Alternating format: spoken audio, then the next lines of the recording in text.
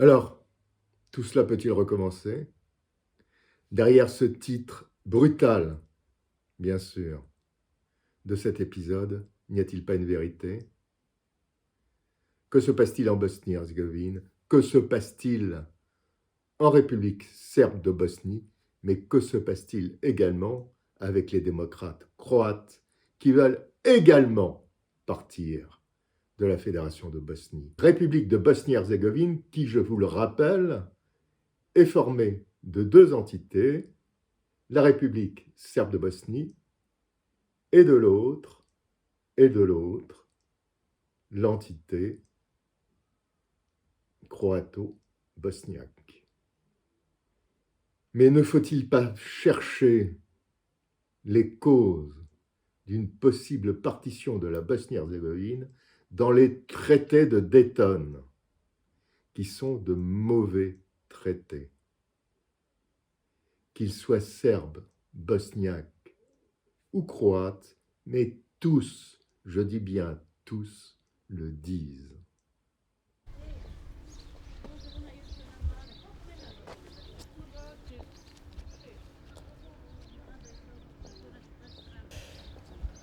En fait, après les accords de Dayton, les protagonistes du processus de paix ont décidé de diviser notre pays en deux entités, une qu'on appelle la République serbe et l'autre qu'on appelle la Fédération de la Bosnie-Herzégovine.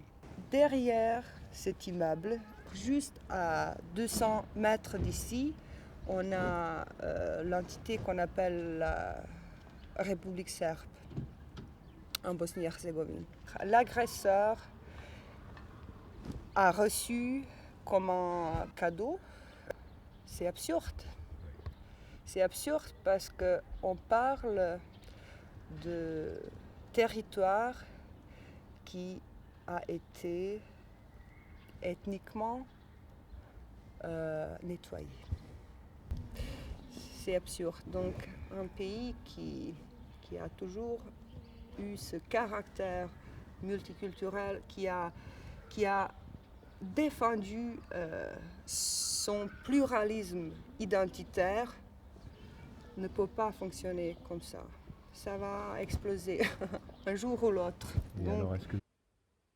Problème économique, crise du tourisme ravagée par le Covid, mais surtout,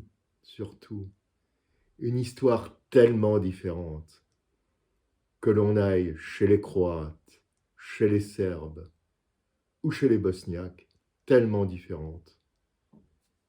Alors, dans les écoles, une partition existe déjà. Voilà ce que je voyais quand je suis revenu à Sarajevo. Mi sad prava, dobro, da nas svrstaju turve, getoizacija i tako to.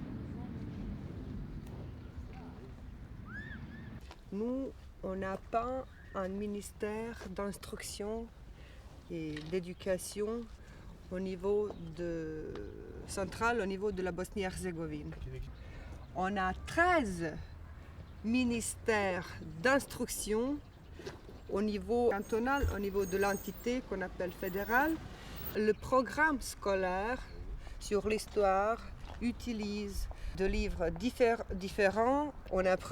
On nous enseigne trois histoires différentes, c'est-à-dire interprétation serbe de l'histoire, interprétation croate de notre histoire et interprétation bosniaque de notre histoire bosnienne, je dirais. Donc,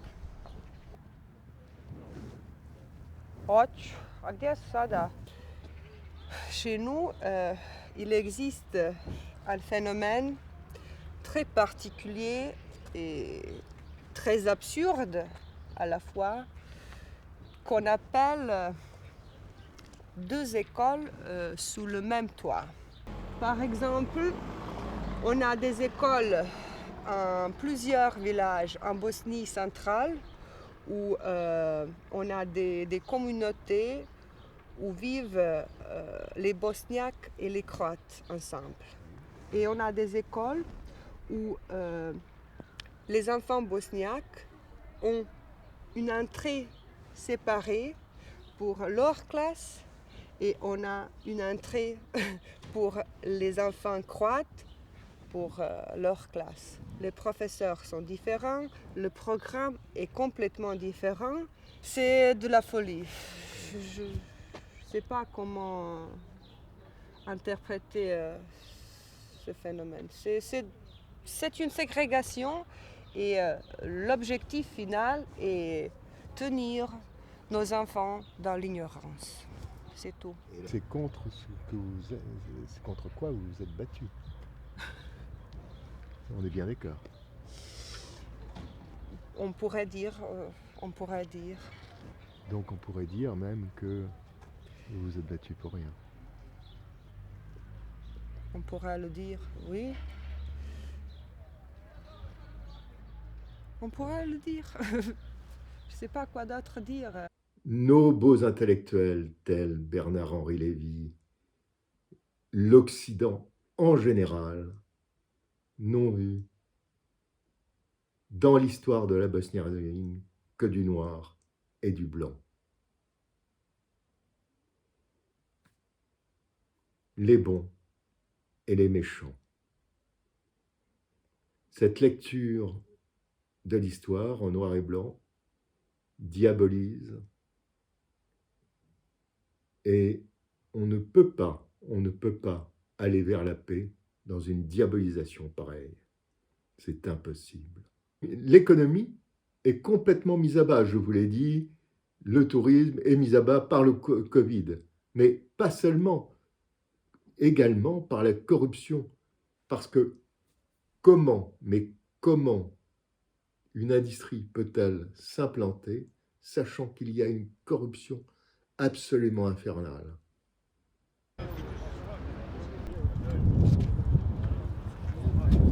Non mais regardez, comment on dort, sur le béton, dans le froid, depuis 22 jours. On est des vétérans, on a fait toute la guerre depuis le début.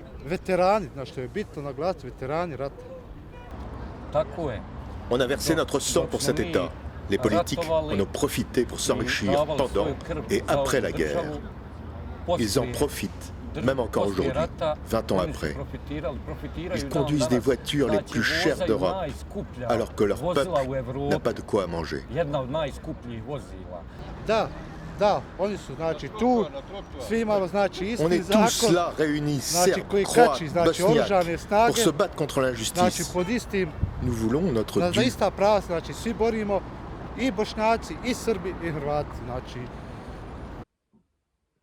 La première chose que l'on voit dans les statistiques de la COFAS, c'est corruption. Vous voyez, depuis la fin de la guerre, ce sont les mêmes personnes au pouvoir. Il ne s'agit pas que de notre retraite.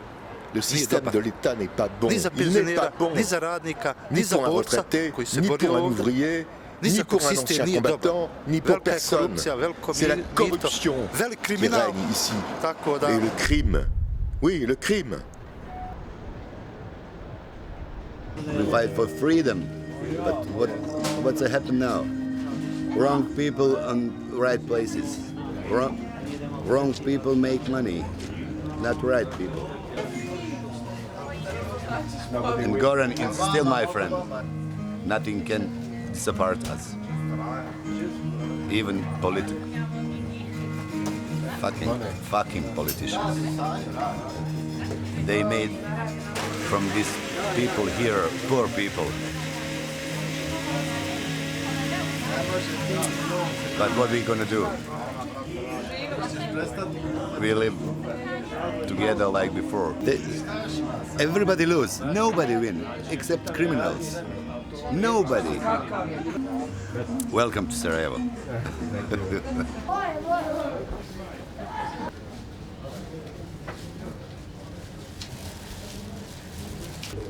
To mi nikako u glavu ne ide. Znači ja ovdje sam za svoje 6 ljudi, moram svakog 31. dati zdravstvo, neće mi ovjeriti knjižicu, porez državina plaća, koja je 450 maraka i to mora Eh bien, regardez la brasserie de Sarajevo. Ils doivent 14 millions aux impôts. Et c'est pas un problème.